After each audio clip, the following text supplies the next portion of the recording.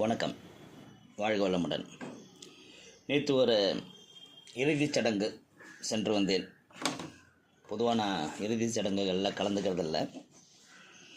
அப்படியே போனாலும் ரொம்ப பட்டும் படாமலும் இருந்து விட்டு வருவேன். அது என்னோட தனிப்பட்ட சில அன்கம்ஃபர்டபுள், அதனால் அங்கே போகிறதில்ல.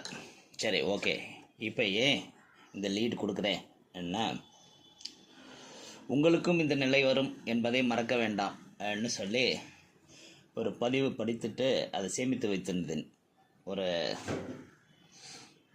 பிற்காலங்களில் சொல்லலாம்ன்ட்டு.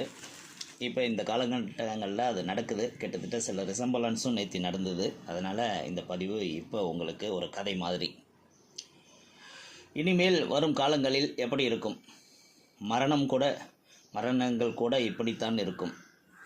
சென்னை பெசன்ட் நகரில் அமைந்திருந்த அந்த பங்களா காலை 8 மணி என்பதால் சாலை வழக்கப்படி பரபரப்பாக இருந்தது. சரியாக 8:15 மணிக்கு 8:15 அந்த வீட்டின் முன் நகரின் பிரபலமான மருத்துவமனைக்கு சொந்தமான ஆம்புலன்ஸ் வந்து நின்றது.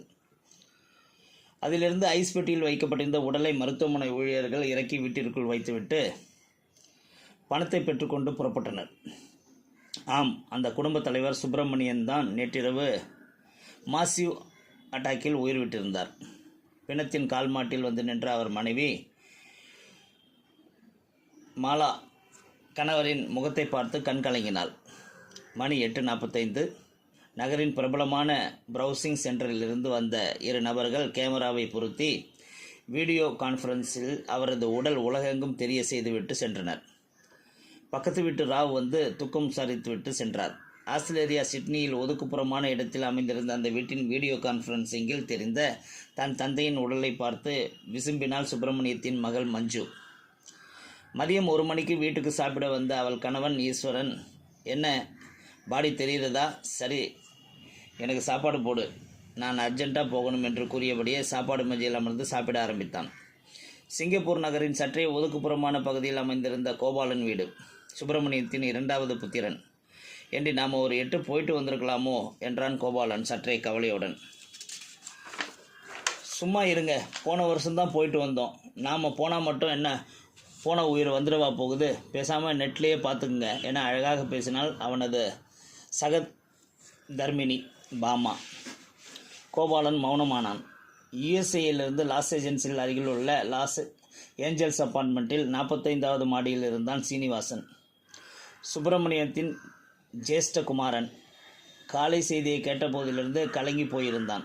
கிருஷ்ணனி மனைவி லிண்டா அவன் அருகே வந்து நின்று அவனது கையை பிடித்து கொண்டாள். Don't worry dear, you know we can't do anything against the nature என்று ஆறுதல் கூறினாள். அவளை திருமணம் செய்து கொண்டதால் தான் இன்று அவன் கிரீன் கார்டு சிட்டிசனாக அங்கே நிரந்தரமாக இருக்கிறான்.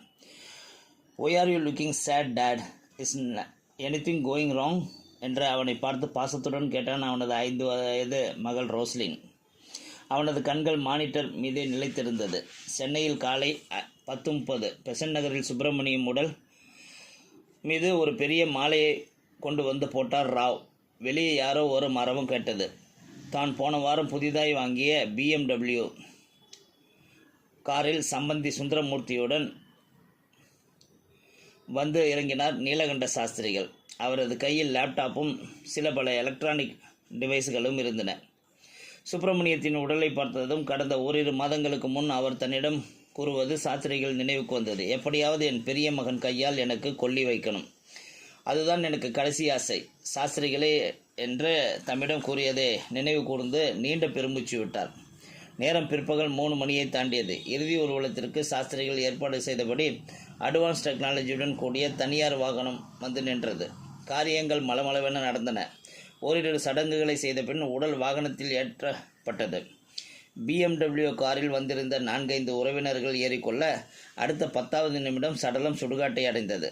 மணி 4:30. சுடுகாட்டில் இருந்த உதவியாளன், என்ன சாமி, இந்த காலத்தில் யாருமே விறகு வச்சு புணத்தை எரிக்கிறதே இல்லை, கரண்ட்லேயும் கேஸ்லேயும் தான் எரிக்கிறாங்க, நீங்கள் என்னடானா விறகே வேணும்னு கேட்குறீங்க என்றான் சாஸ்திரிகளிடம்.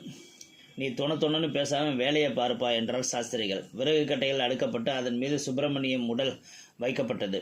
சில பல எலக்ட்ரானிக் வேலைகளை செய்த பிறகு தனது லேப்டாப்பை ஆன் செய்து யாருடனோ வீடியோவில் பேசினார். உடலை சுற்றி பெட்ரோல் ஊற்றினார். பெட்ரோல் மீது பட்டாசு போன்ற ஒரு டிவைஸ் வைத்தார். வீடியோ கான்ஃபரன்ஸில் சில மந்திரங்களை சொல்லிவிட்டு, சரி சீனிவாசன்,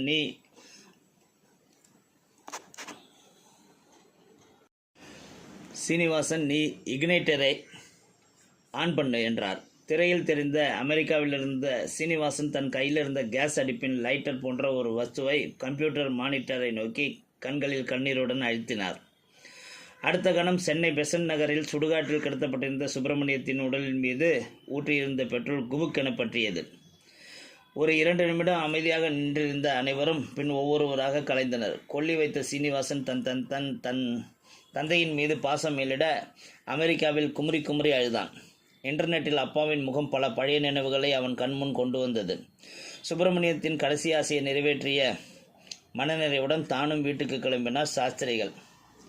இப்படி தான் எதிர்காலத்தில் சாவுகள் இருக்கும் என்கிறத ஒரு ரைட்டப்பாக எழுதியிருந்தாங்க.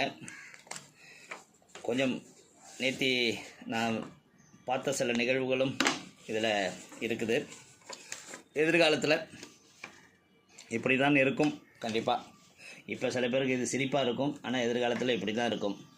இந்த சாங்கியங்கிற பேரில் இந்த பாடிக்கு கடைசி நேரத்தில் செய்யக்கூடிய சில நிகழ்வுகளை கூட கொஞ்சம் குறைச்சிக்கலான்னு எனக்கு தோணுது. கண்டிப்பாக நான் ஒரு உயிலை எழுதணும்னு யோசிக்கிற தருணம் நேர்த்தி. என்னோடய கடைசி வில் எழுதி வைக்கணும். அதில் என்னென்னலாம் செய்யக்கூடாதுங்கிறதையும் தெளிவாக எழுதணும்னு நான் யோசிச்சுட்ருக்கிறேன். அதனால் எதிர்கால இறப்புகள் இப்படித்தான் இருக்கும். வாழ்க வளமுடன்.